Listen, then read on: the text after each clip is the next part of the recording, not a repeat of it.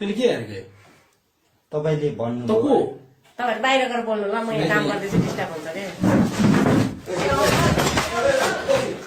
ल हेर्नु है लु भन् हेर्नु है यस्तो छ हाम्रो काकाको यस्तो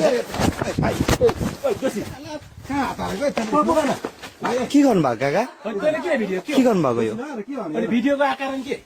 तपाईले जङ्गिनु भयो त्यसले मैले गर्नु खोजेँ यो के यस्तो गर्नुभयो? साँच्ची छ जङ्गेको चाहिँ केमा यो कुरा के हो एक ठाउँ भएन नि प्लिज है के भनेको भन्नु त? मेरा प्यारा नेपाली दाजुभाइ तथा दिदीबहिनीहरू यस्तै चलिरहेछ होइन यहाँ हाम्रो काकाहरूको होइन यहाँनिर एउटा परेको थियो योजना त्यो कुरा पनि गर्न पाइएन होइन ठिक छ कहाँ त्यो गरेको तिम्रो गाउँ भनेको यस्तै रहेछ होइन घरको भाइ होइन नि यसले मलाई घर भन्नु सक्छ थ्याङ्क यू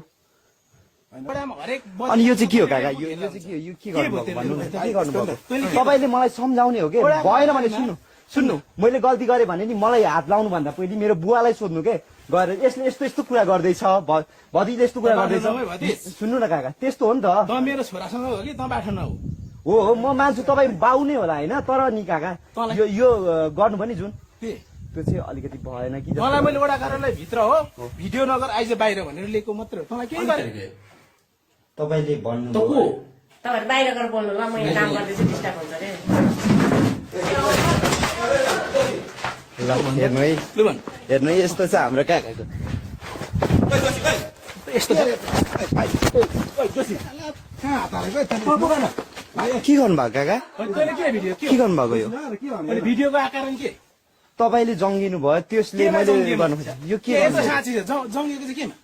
यो कुरा के हो तिम्रो एक ठाउँ भएन नि प्लिज है के भनेको भन्नु त? मेरा प्यारा नेपाली दाजुभाइ तथा होइन पहिलेको कुराहरू पनि काका सुन्नु मेरा प्यारा नेपाली दाजुभाइ तथा दिदीबहिनीहरू मेरो गाउँमा परेको योजना पहिले पनि ल्याप्स भएर गएको छ कोल्याप्स भएर गएको छ होइन